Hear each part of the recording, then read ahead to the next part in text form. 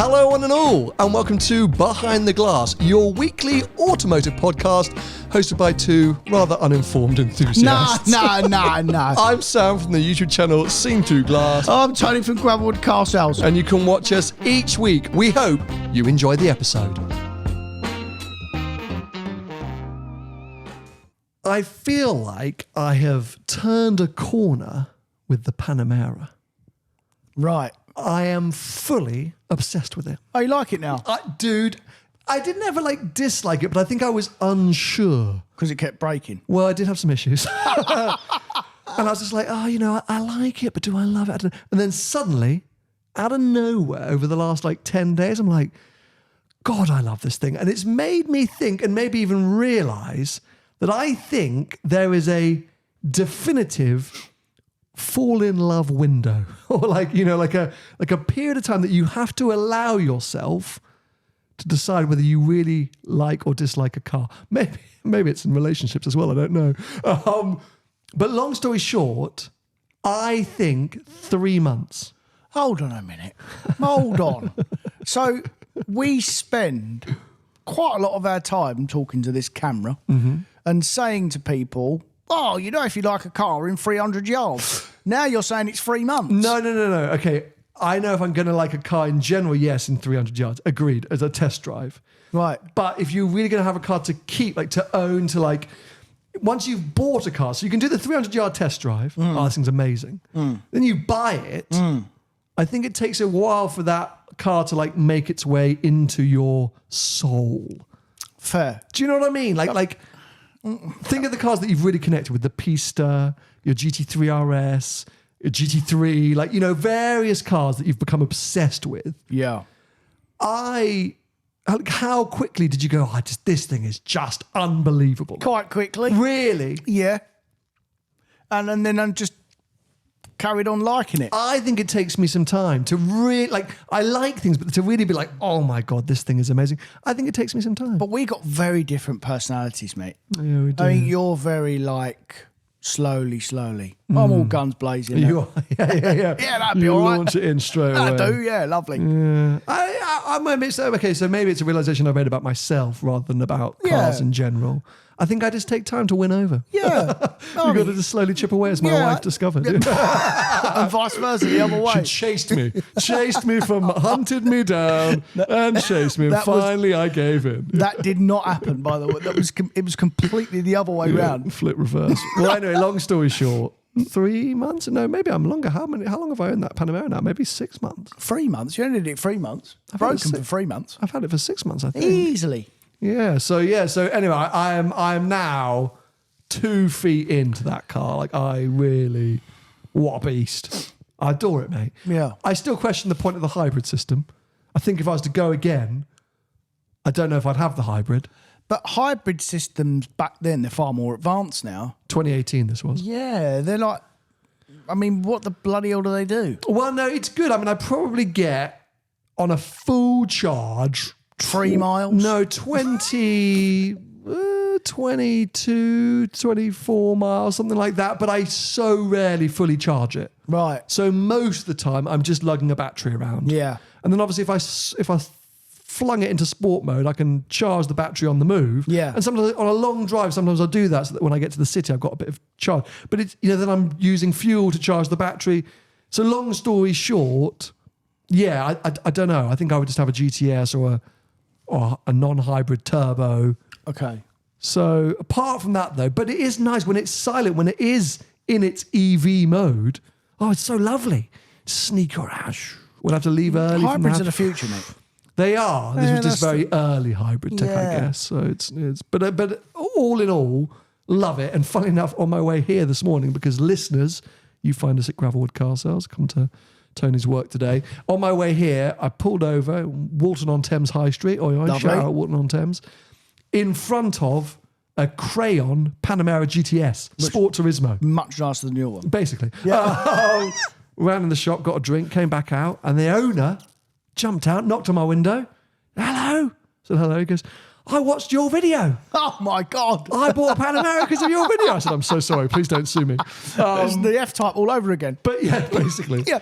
And he goes, I love it. I was like, I love it too. So we had a little moment of being like Panamera Sport Turismo, and he's going, oh, they're so great. So now I'm in this little club. I love it, mate. I'm really happy. I mean, classic me. By January, it'll be sold. But at this point in time, date of recording, 5th of November, I'm really keen on that Panamera. The only two things that I'm still considering doing, little ECU tune, just a little tiny lift. Why? Know? Just because it's such an awesome car and it's got a Porsche badge on it. And it's this thing. And I get on the motorway and I want to like launch it down the on-ramp. Yeah. And it's like, and I look down, it's like 42, 43, 44. It's like giving it all the beans and it's not really moving. It's not really moving. It's like most of your cars. Basically. So I would just like a little bit more just to fair. waft me down the road. We'll get a turbo then. No, I don't. Well, I'm not going to buy a different car. Just to do a slip road. Literally just to do an on-ramp of a motorway. And then the wrap, because I like the red when it's clean and tidy, but it's not, I wouldn't have spec'd red. So I still keep thinking about a wrap. But I'm so off wraps and like vinyl wrapping. Yeah. I think it's really long gone now, mate. It's gone off the boil, hasn't it? I think that's long gone, yeah. I just don't like the idea of taking the car apart. Yeah. I'm like, they're not going to put it back together right. No. Do you know what I mean? It's going to be wonky. They're going to miss a bolt. Something's going to rattle that didn't rattle before. It must be hard now, because that was all, a few years ago. It was the thing to do, especially because of you lot. Well, yeah, I mean, that was our whole literally identity. Buy car, wrap car, exhaust, sell it. Guys, the wrap is coming off. Yeah. So I don't know why. Like, I feel nervous about doing a vinyl wrap. I would never have questioned that, as you say, 5 or 6 years ago. But I just really don't want to mess up the formula. Yeah. I'm in a point of liking it. What if I send it somewhere and they just... No, probably not just that as well. You're not bloody 25 anymore, not hooligan anymore.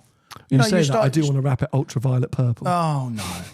Do you really? Yeah, genuinely. I think you'll get through the winter in that car and go, right, I'm going to buy something else now. So you're wasting your money. Don't do anything. Just leave it as it is. I think I am wasting my money. Yeah.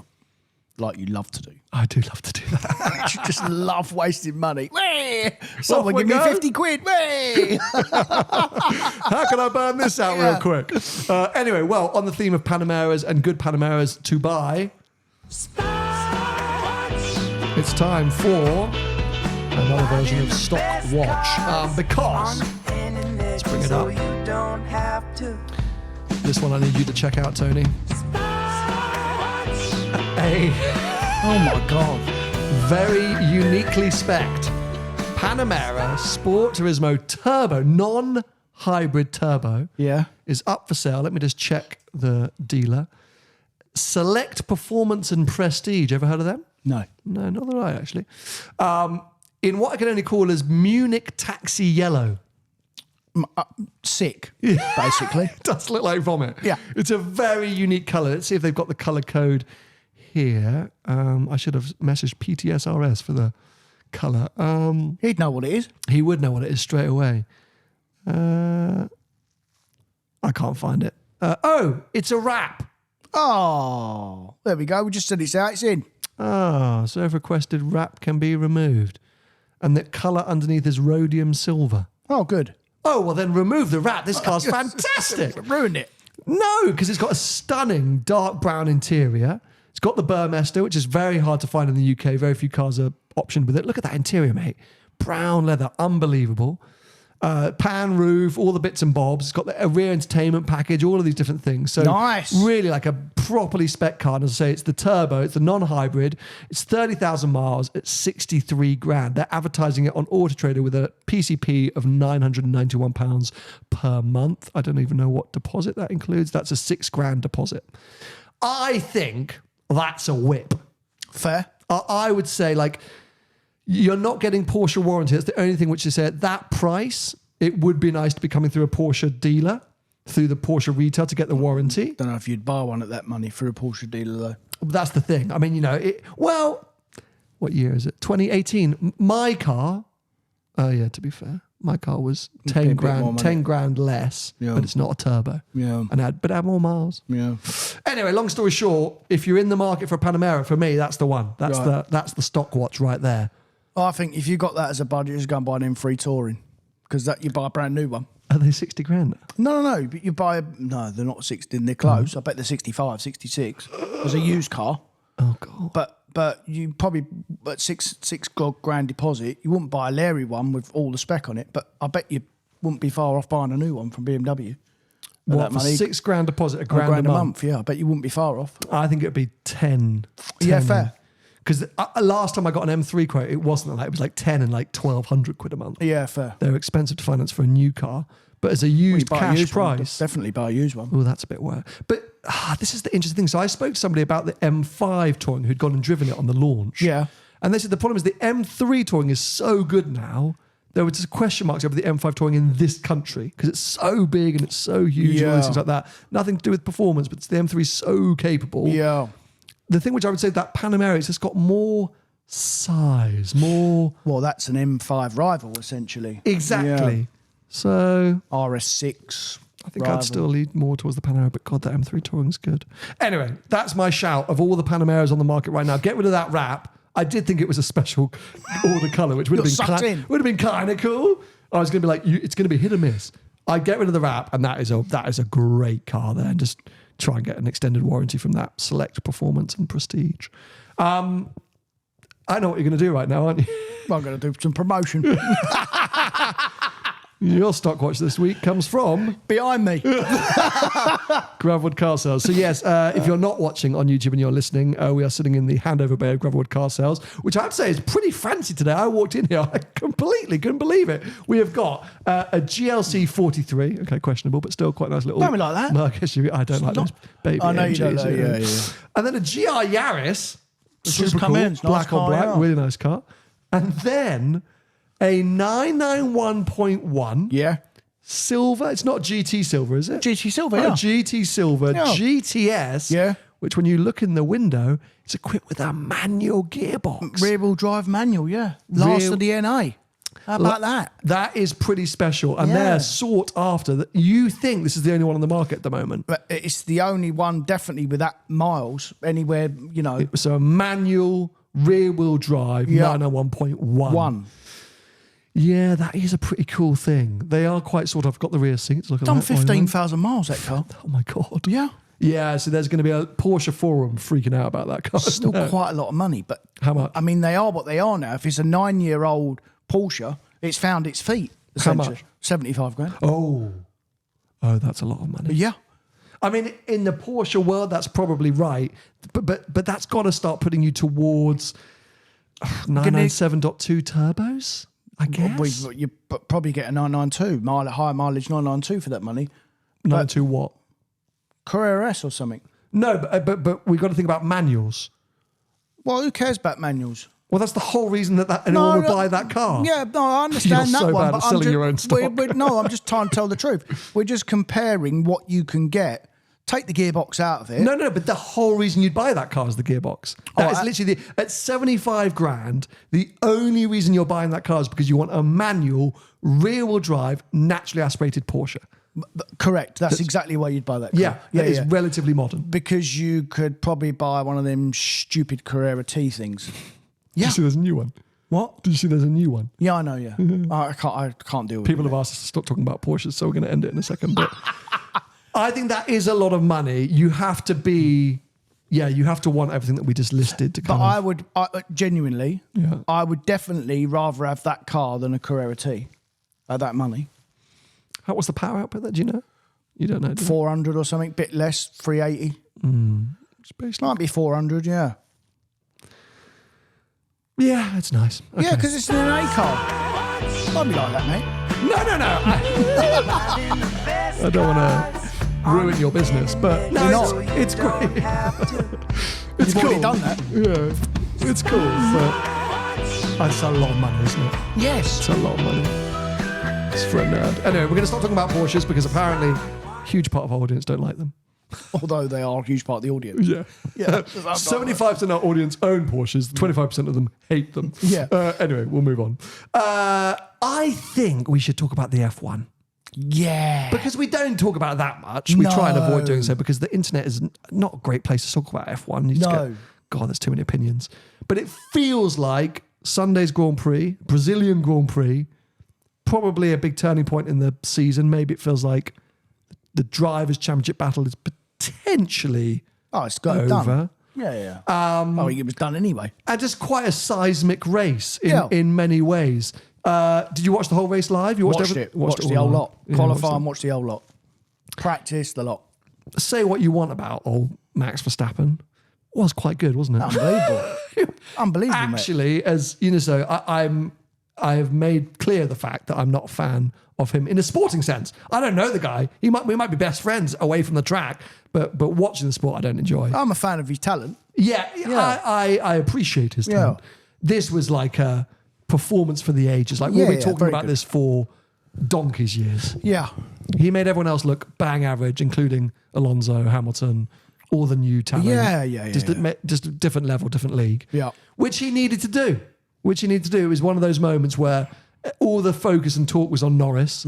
This is his moment to take a big hit into Verstappen's championship. This is the chance it could swing. Yeah. And the opposite happened. Yeah. Like completely opposite happened. Completely opposite. I mean, it was like almost like self-destruct. I mean, hold on a minute. Let's put things into perspective. Whether it was Max's call or Red Bull's call, Max and the team, they do operate on at the top level out of all the other teams. And he was told to stay out, or he said, I'm staying out, there's going to be a red flag. And actually, to be fair to George Russell, he was fuming because he was telling the team, I'm staying out, there's going to be a red flag, And the team said, no, come in. And then literally went straight back out after the pitch as a red flag. But I think Norris did the same.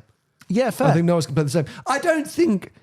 Who's that down to? Is that the drivers or the team? Must be the teams that make that decision, right? Well, the commentators on Sky were interesting. I think it was Karun Chandok saying, ultimately, the driver does have to make that call. He can go against the team. Right. And he should be leading that call. Obviously, the team have so much insight, so many ways to analyse what could happen. They can see the radar, they have a bit, but the driver's the one out there on the tarmac. Yeah. And if they sense that this is going to get red flagged, it's too dangerous. Yeah, they could have easily ignored it, but obviously you've got to trust who's in your ears. Right? That's how that whole relationship, engineer and driver, that's what that relationship is based on, is trust. Yeah. So the engineer's saying box, and you go, nah, mate, I'm all right. Yeah. We've seen drivers do it. We've seen drivers do it. Yeah, And sometimes it's the right call, the wrong call. But I think it's really harsh to say Norris threw it away. I think not just Norris, it'd been McLaren as well. No, but I don't think they in general threw the race away. I think Max just performed at a level that no one on that grid, team or driver, could compete with on that day. I think there was no one could have, even if Norris and Russell had stayed out, I think Max would have still won that race. I'm not sure about that. And I'll tell you why I don't think that is because once he got to, say, Leclerc, 5 or 6 on the grid, maybe his tyres were wearing out, but he was sort of stagnant. He made all them overtakes, got from 17th to 5th, and then he sort of found his feet, found where he's going to be. And in terms of pace, at that point of the race, he wasn't gaining on Norris or Russell. He was sort of just sitting there at 5 or 6, and then the red flag come. Yeah, then the red flag come. The virtual safety car first. The virtual safety car. Then the red flag, because we had 2 red flags, didn't we? No, not in the race. Was there only one red flag? We had the virtual safety car, then the red flag. Then the red flag, and then that's when it all... And then, obviously, I think one of the biggest masterclasses, mate, was when he got in front. Because don't forget as well, when they went back out, Ocon was leading, and Ocon drove off 4 seconds in front. No, that was before. So you're getting confused. Max took him at the restart. Yeah, that's right. He took him on. So there was It was prior to the... So yeah, it gets confusing. I think... where I would, I agree with him. He got to the back of that train behind Leclerc and he eased off. I think my reading of that was it was very hard to overtake in those conditions. Extremely. He was in a queue. I think they knew what was coming in terms of rain and weather, and I think he was just playing the long game. I think he knew, right, I'm in a good position here. I've caught up with basically the leading pack. I'm just going to bide my time, see how this unfolds. Because, then essentially at the restart, he just launched Ocon almost instantly and managed to get him into that first turn. But that was the second time. That was the second. There was a safety car. No, there was a safety car after the red flag.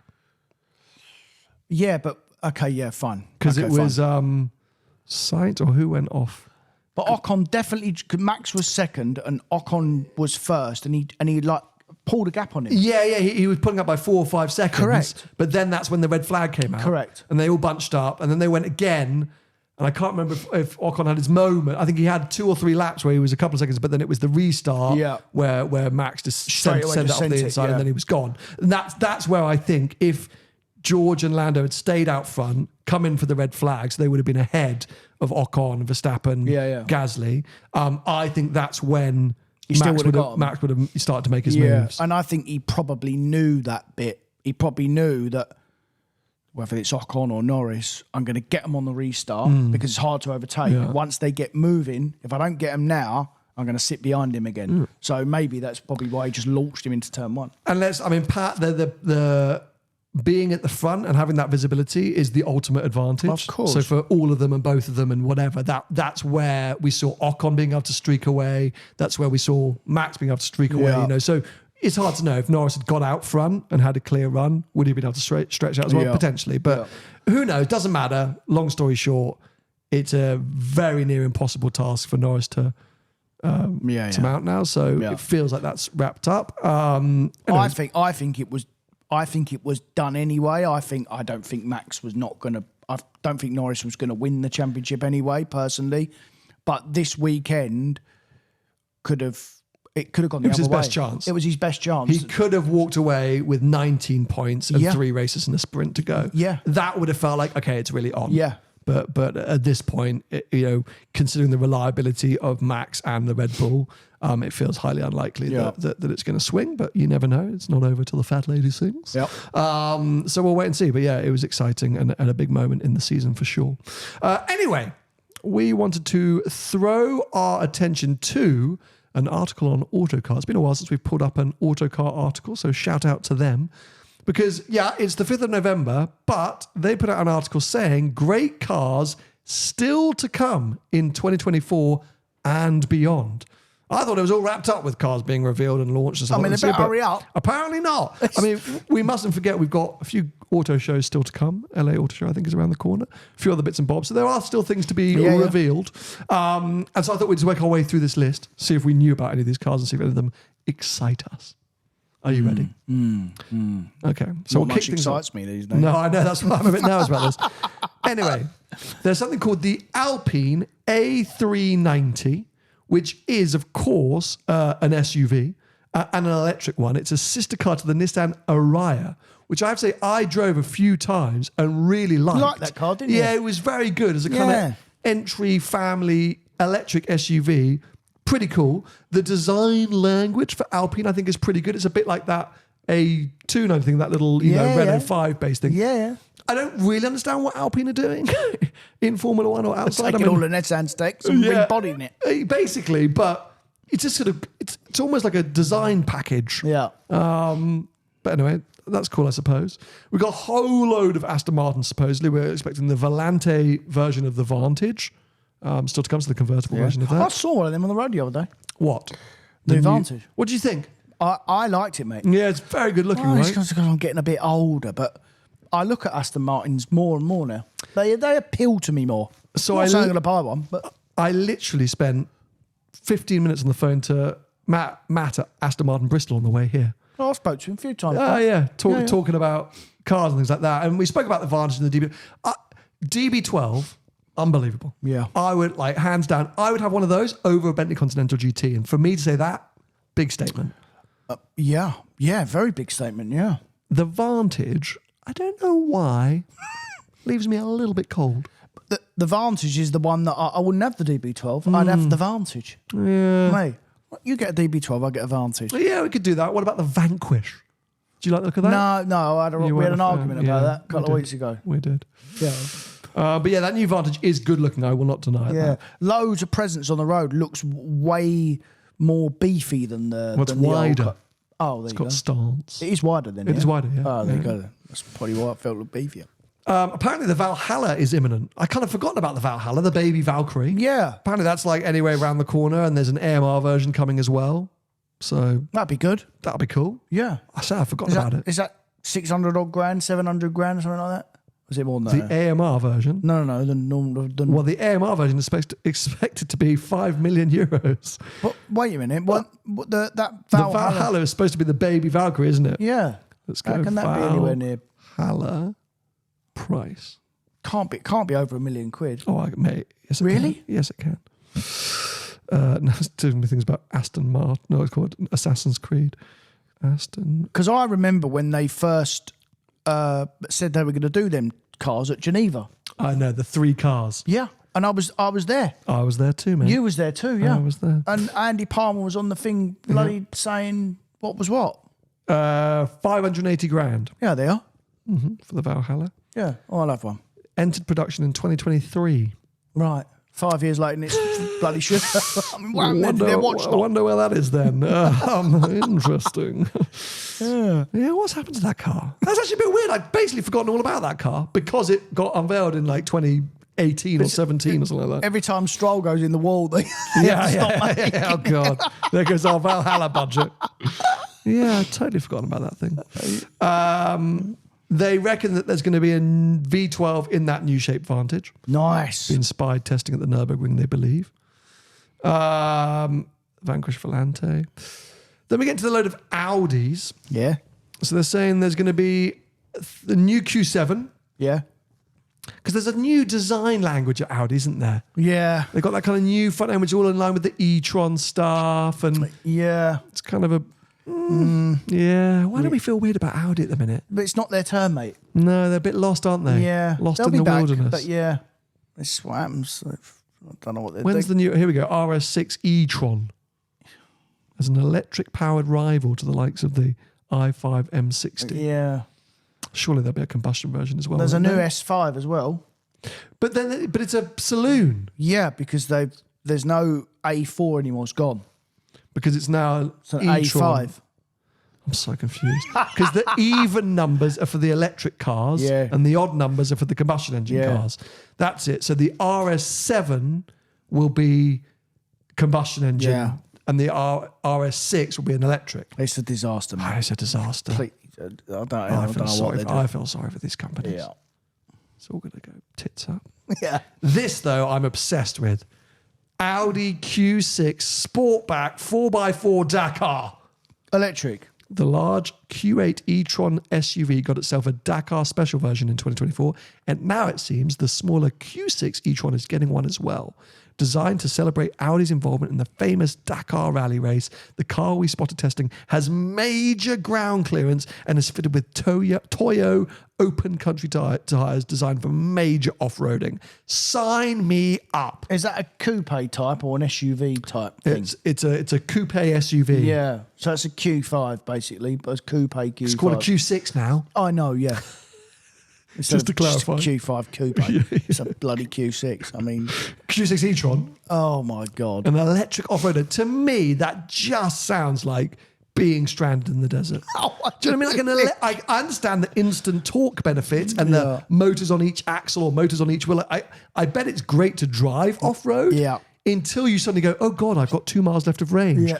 Someone go get a jerry can. Oh wait. Yeah. Let's get the solar panel out and Someone stay find here me a for 6 days. Yeah. I don't know why. And then what if happens? What if that story you told me about, ripping something through the underfloor? What if you go over a boulder and strike something on the underfloor? Oh, mate, you're done, aren't you? At that point, what do you do then? When it could blow up? I know, our sister show, Spokes Car. Yeah, Johnny Lieberman from that show does do a lot of EV off-roading. So he's probably the person to ask. Yeah. But he's a bit of an enthusiast, so maybe he's not the person to ask because he'll be like, I love it. We just have an argument. We just have an argument. Yeah. But I don't know. For me, this strikes me with fear and terror.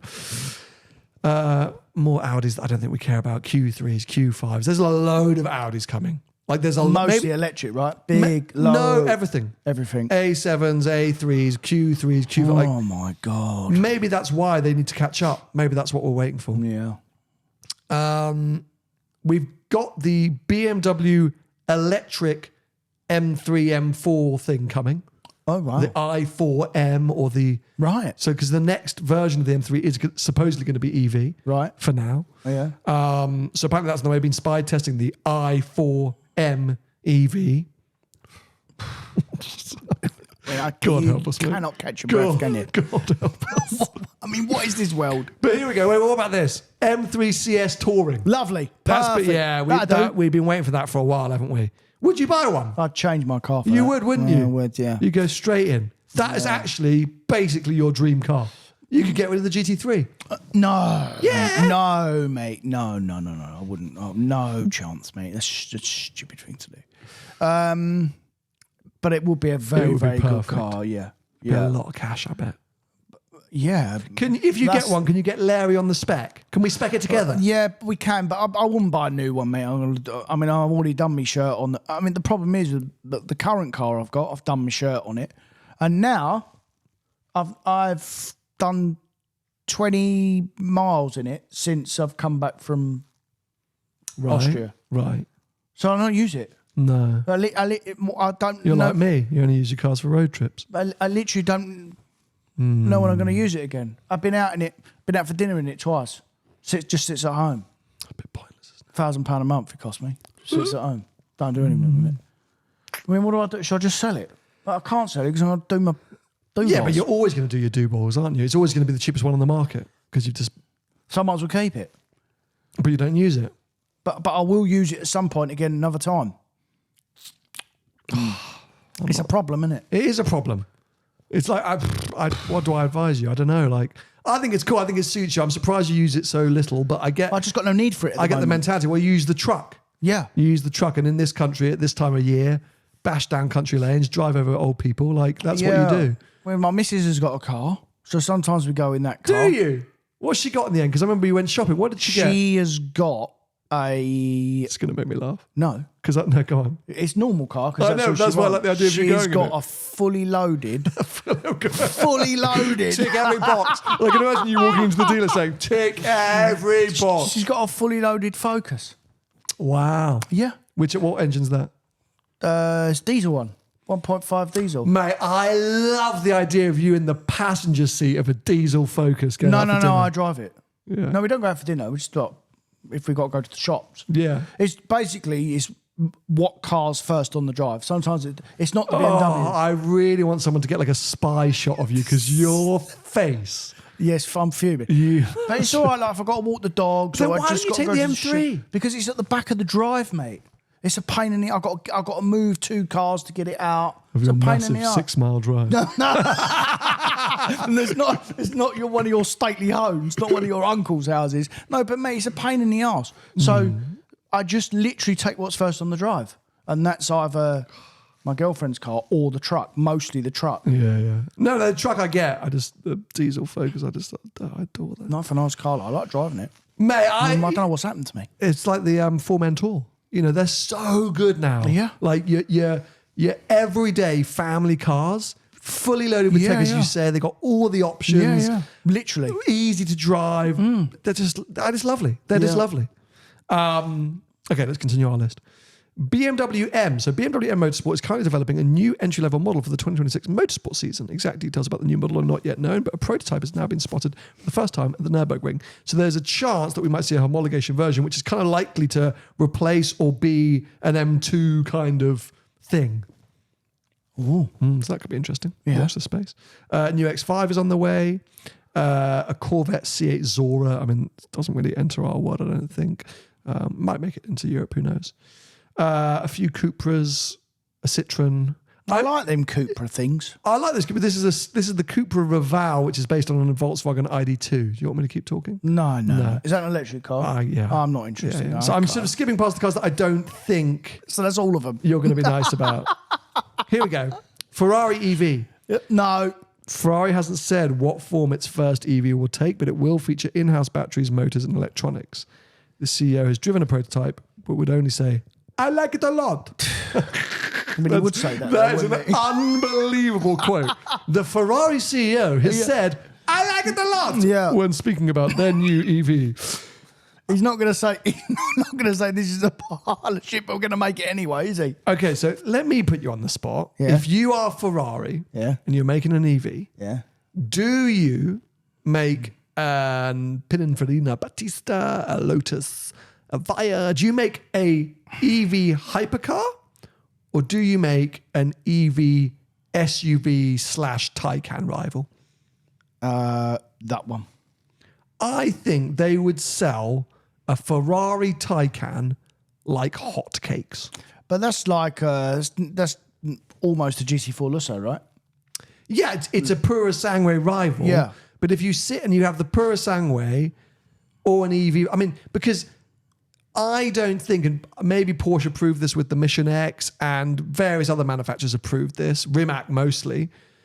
I don't think people spending 350, 400 grand, which is probably what Ferrari's first EV is going to cost, want an EV supercar or hypercar. The world's not ready for it yet. We're still figuring out how they fit into our lives. We're still figuring out the idea of them, the cost of them, what, resale. We're figuring it out. Yeah. So therefore, why don't Ferrari offer something which is not part of their range, an estate car? What if they did a Ferrari EV estate? What, 300 grand? Well, because Ferrari customers are stupid. I'm one of them. and they go, oh yeah, because it's something different. If you bring out a 296 EV, who's buying that? I mean, a lot of people are going to be forced to buy it, so we will see them delivered. But who actually wants that? People are already hesitant enough with 296. 296 and SF90. Yeah. So I think that would be the genius move. If I were Ferrari, I would do an EV Purosangue, or, as I say, a Ferrari saloon, 4-door saloon Ferrari, or a hat, something which is not part of the range, so it's got desirability, and it's EV. So this is your everyday EV Ferrari. They won't make a Ferrari estate car, mate. They already bloody almost make one of them, and that's the Purosangue. Yeah, but it'd be. I mean, no one buys estate cars, but do you know what I mean? Like, as a Taycan, Taycan's an estate car or a saloon car in that sector, because. But for 300 grand. Yeah, because it's Ferrari, it's an EV. Yeah. Literally just buying. I mean, it's probably coming. Just make a EV Purosangue. Yeah, I mean, probably that's what they're going to do. That's what they're going to do. But I think if they build an EV super or hypercar, I think it'll be a really stupid move. But I'm sure that's probably what they're doing. And at that point, it's going to be it's going to be stupid. Yeah. It's going to be all the money. But the thing is, they have to make a lot of them for their overall emissions, don't they? Whatever it's got to be, they've got to kind of shift quite a few of them. They can't do a limited run of 500. For their quota, they've got to do quite a few. Hard on it. I mean... Anyway. SF90 successor apparently as well. 2025, we're expecting that. What, another hybrid car? Yep. To sit that model line. Really? Yep. V8 one? No details. Right. Just it's been spied something testing. Here we go. Then there's another Ferrari EV, which they're saying is going to represent a Maserati Levante. Really? I'm getting confused there. Let's move on. This is depressing. Ford Fiesta. Yeah, no, it's gone. Ford is planning a new range of small electric cars. Yeah, of course they are. On a new platform, which will bring successors to the Fiesta and Focus, and also the next generation Puma. New cars will launch first in America before coming to Europe. Ford boss Jim Farley has made it clear that he wants to be able to compete with both the upcoming Tesla Model 2 and a large number of cheap electric cars from China. Snore. Okay. I mean, that is their direction, though. That is why they killed the Fiesta off. Yeah, That's yeah. literally why. Ford have been very aggressive with that, haven't they? Yeah. Okay, let's keep going. Lots of cars that I don't even know what these are. There's a lot of Chinese cars coming. Lots of Chinese cars, but I mean... Loads of them. Have you seen the new MG? Which one? Cyberstar? No. There's although someone sent me a photo of one of them the other day. Mate, I told you my neighbour's getting one. The electric convertible thing. Yeah. Yeah. Looked quite cool. It's amazing. Oh. I think it's super cool. No, I'm talking about the SUV thing, the hybrid thing. That actually they're advertising at the minute on the telly, and they're absolutely slagged electric cars off. MG SUV. Yeah, it's a hybrid car. They're going on about range anxiety and all that. What? In their advert. That's what they're saying. Buy the hybrid, don't buy the electric, basically. Really? They've been super... You're joking. Hold on a sec, I want to find that. You don't remember what it's called? Well, it's the HS, it's the MG, the little SUV thing. It's bloody good little car, looks like. MG hybrid advert. If you're worried about range anxiety and all that they're saying. 8 months ago, 3 years ago, You said it's brand new, do you? Yeah, it was a new 4 years advert. It's a ago. brand new car. New MGHS. Yeah, that's it. Let's see if this might be an international advert that doesn't have the audio. Let's see. 0 emissions with EV mode and hybrid. Okay. Do they say anything, or is it just like... Yeah, they talk. They talk? This can't be it then. No, in our country. But in half a good-looking car, that's the neat full EV, no? MG UK. That's sweet. Oh, I'm not going to be able to find that. I really want to find that if they're saying, have you got that's unbelievable if that's the case. I nearly filmed it and sent it to you the other day. I couldn't believe what I was hearing. Oh, that's going to be so If you amazing. suffer from range anxiety, the hybrid is for you. Yeah. Oh my God, I really want to find that. Okay, well, if... It was so aggressive, I thought, flipping hell. I mean, they're literally doing an electric one as well. Jack the editor, if you can find that advert, put it in the mix. So mate. good. Unbelievable scenes. Go on, MG. Okay, where else do we get to? Oh, now I've lost my article. Okay, so they're saying here they're expecting to see some of the new Jaguar lineup. Oh. 2025. Well, having a year off. 2026. Well, I mean, they've had a few years off. Yeah. Well, a decade or more. I suspect we won't see much. That's all I'm saying. I think 2025? Based on no facts Or internal information or nothing. I am just speculating that whilst we might hear some dribs and drabs, I don't think we're going to see any production models. I don't think. Next year. Would just assume, Okay. Let's wait and see. Land Rover Discovery. Nice. That'd be cool. I'd be up for seeing that. It's been a while. When was the last Discovery? God. Well, they keep facelifting it, but yeah. 2017 or 18? As in like the big model, the one with the dodgy number plate. Yeah, but there's been lots of facelifts, but yeah, the new car is due. Yeah. But that's about right though, mate. 7 or 8 years old, yeah. The electric MC20. You know what I'm doing in a few weeks? What now? Spending a whole lot of time with the MC20. Because what a bargain they are on the used market, mate. And we did that brief driving one on a crappy slagged it off on a crappy UK road. I did a very short drive up in one in Alexander's, and I'm like, I want to have a proper load of time with one of these cars to really understand it. Because at 130 grand, potentially, what a thing. All right. So let's watch. I'm not sure I agree with that, but no, but you wouldn't. Oh, because I know what I'm talking about. Well, yeah.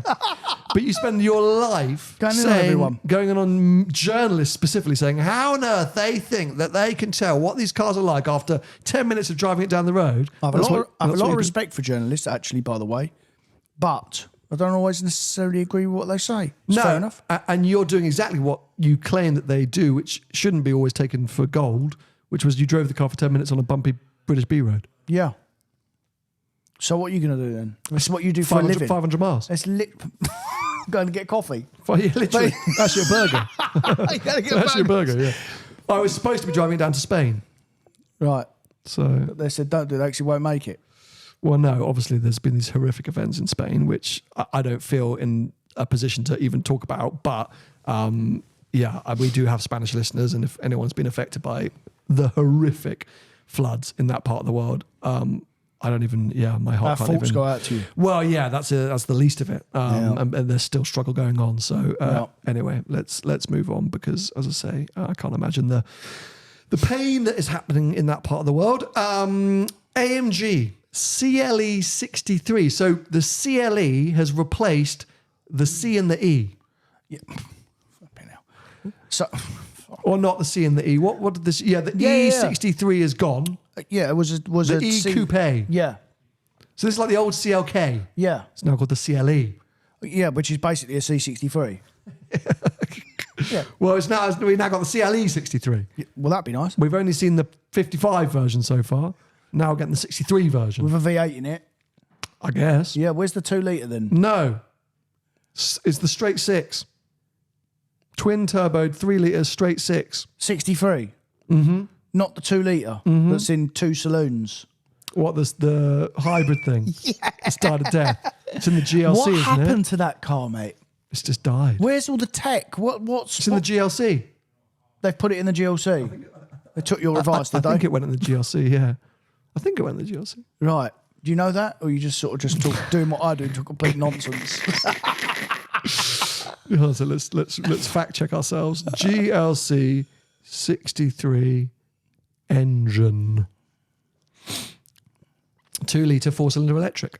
2025 GLC 63. That's what they put it in. Yeah. Right. Which is the same card as with raised suspension. Literally. Oh, I'm very confused by what Merc are doing. That's rogue, isn't it? Because there's already a CLE 53 out. So Yeah. the 63 just a bit more power. I guess. Same engine, bit more power. I wish we knew more. Do we care? Really? Well, there's one we can talk about, which we care, is the new E63. That's proper. That's serious. That's got to be a V8. Nope, it's not. No. V8's dead, mate. AMG killing that V8 off. Yeah, they have. Straight 6 plug-in hybrid, 700 horsepower, 1,200 newton meters of torque. What are they doing? That is scary, isn't it? A bit. Yeah. As AMG. And 3 million ton. Because this literally all they're doing. As the cars get heavier, they just keep putting more power in them. Yeah, of course. To be fair, with that M5 Touring that everyone went, or the M5 in general, was like, it's the heaviest car in the world. Most reviewers said that it hides its weight unbelievably well. Okay, good. Did you watch any of those reviews? No. Okay. Did you? Yeah. Great. Couple. I mean, there's a few Mercs they're saying here, which all of them I think have question marks. The new S-Class, I'm always intrigued by a new S-Class. I actually love the current S-Class. I'd go and buy a new S-Class. What, sit in the back? Yeah, no, drive it as well, waft around in it. Would you? Yeah, Panamera replacement. Bish, bash, bosh. They're saying there's going to be an AMG electric supercar. Ugh, yuck. And where's the full fat AMG thing? You know, like the AMG GTR. And the AMG It's come out. There's the AMG GT Pro that everyone just went and drove. Yeah, but what is that, a GTR then? Yeah, you used to have the GTR Pro. I had a GTR and a GTR Pro. Now there's the GT and the GT Pro, and I'm sure more's to come. Right, okay. I'm driving that in the new year, the new GT, not the Pro. That's a bit annoying. No, the Pro's out. I'm like, oh, spot Is that okay? Right, fine. So this is the new loan, but remember they changed it. It's now got rear seats. It's all-wheel drive. It's a sort of different type of thing. Well, not necessarily. it's a Turbo S now. It's a Turbo S now. Yeah, Right. but with a Merc badge. So they're not going to do like a proper full-on track version. I'm sure they will. All right, I'm sure they will. two-seater. Well, there's the E Performance hybrid one, and then there's the GTR. There's the AMG GT Pro, and I'm sure there's going to be an AMG GT something. R Pro. Well, no, because they've got rid of the R part. Oh, I'm going to message Tim. He knows. He went and drove it. Let me see here. He knows what's going on. He does. AMG GT Pro. GTC 63 Pro from a Mercedes AMG. Let's read what they are going to say. Oh, the new 4MATIC Plus, a powerful increase in performance meets optimized aerodynamics meets improved cooling. The result is an even sportier driving experience for all enthusiasts who like to swap the road for the truck. 850 newton meters, 400 horsepower. No, what? That doesn't make sense. No, that's not it. Well, that's not the one. No, not right. It's got a rear wing. Ideal for the sports car fans, the Mercedes-AMG GT 63 Pro is aimed at anyone looking for exceptional driving dynamics. The agile response to your driving commands and the overall performance offer an even sportier driving experience, which is particularly noticeable on the occasional spin on the racetrack. No, that's not. That's spin on the racetrack. That's a Turbo S. Then that's not a GT3 rival. Or nothing like that. No. More power, aerodynamic fine-tuning with further reduced aerodynamic lift and improved cooling contribute to enhanced driving dynamics, faster times on circuit. All right. So let's just hope they do a proper hardcore two-seater caged. Yeah, I mean, is there going to be a black series? I guess potentially. Will they remove the rear seats and put in a cage for a special variant? You would expect. You've got to, haven't they? I mean, Porsche do it with 911s. Yeah, so you would assume that there's a Larry one coming. I'm just double checking they haven't done it here. Because that one that you turned up in, that convertible, that was basically a turbo rival, right? Yeah, Probably, yeah. but without a roof. Yeah. So, I mean, this, mate, you literally can't keep up, can you? Can't keep up. I mean, how many all these stupid cars? I mean, there's millions of them. Yeah. Huh? Yeah. We've got a load of Porsches coming out next year. Let's not forget about that. Oh, good. Wait and see Turbo. Wait and see Turbo S, more GT products. Theoretically, electric Boxster and Cayman. Yeah. For 10 minutes. Electric Range Rover. That's been a little bit of a while, hasn't it? That's been sort of coming. That's been imminent for a while. Yeah, that needs to come. That car. I think they'd sell if that has really good range. That'd be a good car. That. Yeah. It's gonna be a lot of money, I think. Well, it will be a lot of money. Everything's a lot of money. It's all relative. It is. Tesla Model 2. Apparently. What's that one then? That's the baby one. It's a little hatchback. Cheap one. I don't know. I lose track with Tesla. 30 grand one. Because they keep launching cars that never turn up. Yep. Do you know what I mean? Like, oh, here's our new car, and then we never see it. So this one's apparently Model 2, apparently. Right. But because there's the electric market now, they're concentrating on. There's a lot of cheap ones coming, 25 grand ones coming, and all that.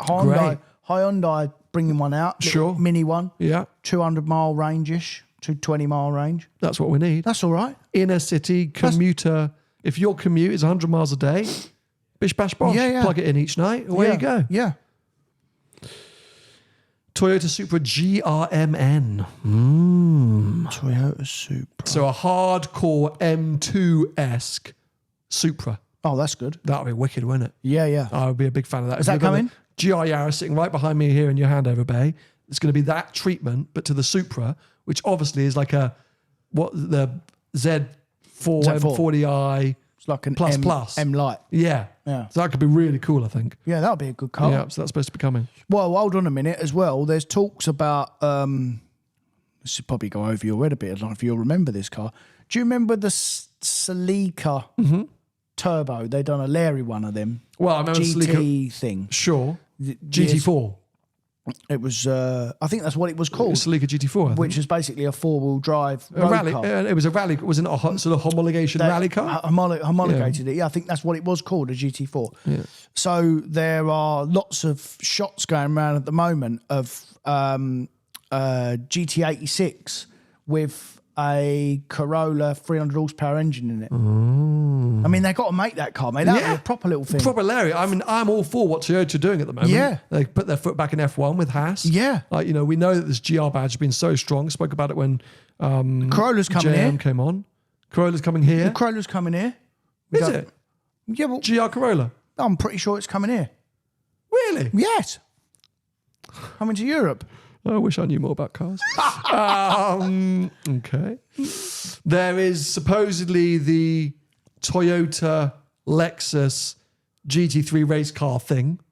There's a sort of LFA. Is that the LFA replacement? Yeah, sort of. It's sort of, race car that Toyota Gazoo Racing. Like, it's just something, basically, something coming through from Toyota and Lexus, which is sort of supercar, hypercar-esque. Nice. Which would be cool because they're making big moves at the moment.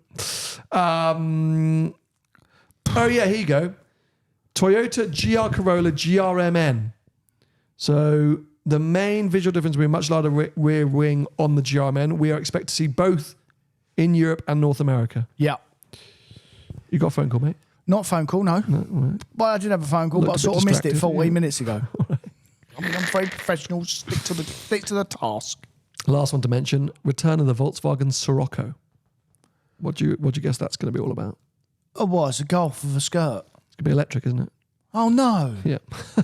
You're joking? Of course.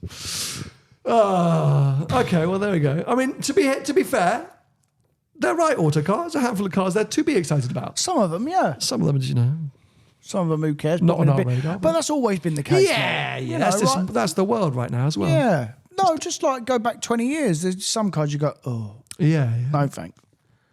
They'll all end up in here at some point, won't they? Yeah. In your handover. Or bay. they'll end up there broken. You'll love them at that point. Oh, this is a fantastic car, this car. Yeah. Well, there we go. Thank you, Autocar, for your help with that lovely list that we just pulled apart. Let us know. Have we missed any? What cars are you secretly sitting at home going, I just can't wait for that to be revealed, or I'm going to put a deposit down for that when it gets launched? I'd be interested. And actually, Well, how's the market for you at the minute, mate? Is things picking up a I've bit? just been like, okay. Yeah, I'm just hearing this across the board. Okay. I mean, I stick to sub 40 grand now. So, but yeah, it's just like all right. All right. Yeah. Yeah, I wonder, people are just kind of holding off on car buying decisions at the moment. But Well, it's always quiet this time of year. I always tell you this. yeah, but hopefully, even if you're not in a position to be buying cars, you're always lusting after cars. Yeah. If you're listening to this podcast and you're not dreaming of cars, what you're listening to the wrong podcast. Yeah, of course. So, what are you dreaming of? Do you still dream? In about general? cars? No, I don't. Just in general? I don't. No, mate. Yeah, You don't get no sleep, do you? You got a 2-year-old. Mate, I don't just dream about cars. I spend time on Auto Trader thinking about, so you know what I'm really hot on at the moment? Oh, no, I wish I'd have asked now. V12 Vantage. Yeah. V12. Because that car, that era of Vantage is always my one that got away. Yeah. There was a moment in time when I should have gone and bought one. It was my first, when I was growing up, aside from the Ferraris, that was the one that I really thought when I was leaving school, I really thought that was going to be my first sports car. I had it all planned out. I was going to have a Hamann kit on it. I was going to buy the car, drive it to Germany. Like, I had it all planned out. Are you mate. listening to this? When I left school, I was going to get a V12 Vantage. No, Are you joking? V8. Standard V8. I didn't have the money to do it, but that was like my whole... I was like, okay, I'm going to get a job and go buy... that was my whole thing. But genuinely, my question is when was the last time you had a dream about a car? Oh. Like a dream where and then you woke up and thought, flipping out, I thought I was in that. I did. I did have one recently because I talked about it on the... I talked about it on the old videos. I can't remember what it was, yeah. Because the most memorable time I had it was obviously what led me to buying the 360 Modena. It was around the dream of driving the manual Stradale. But I did have a dream recently, and I spoke in the video. I had a dream. Anyway, can't remember. Not the amazing bit. I can't remember the last time I had a dream about a car. No. To buy one. No. What do you dream about, mate? Not I just go to sleep, mate. I don't really know what's going on. Question for another episode, isn't it? Or maybe another show entirely. There's literally nothing going What on do you in dream about? Coming to Behind the Glass in 2025. On which note, 2025, I think it's going to be a busy year for us. Well, It's caught wind of a few or things. no. I know. Yeah. We're going to have to get a lot of admin out of the way at the beginning of January. But we are going to be taking our usual Christmas break. So just a heads up, we always tend to take a couple of weeks off over Christmas to spend time with the family and close up we shop. go on holiday. Well, yeah, we try and go on holiday, try and go away. So Yeah. just a word of warning that we will be off over Christmas. So maybe save up some episodes if you're wanting to escape the family for a few days. Lock yourself away with Behind the Glass. I cannot imagine anyone wanting to not spend time with their family and listen to us. No, that would be a disaster. Yeah. But anyway, we'll wrap up this week's episode. We will be back with you next week. I think we're back in the studio next week, but who knows? Yeah. If you want to follow Tony in the meantime, he's at Tony Grold Car Sales on most social media platforms. I'm at Seen Through Glass. And yes, we will see you or speak to you next week. Bye-bye. See ya.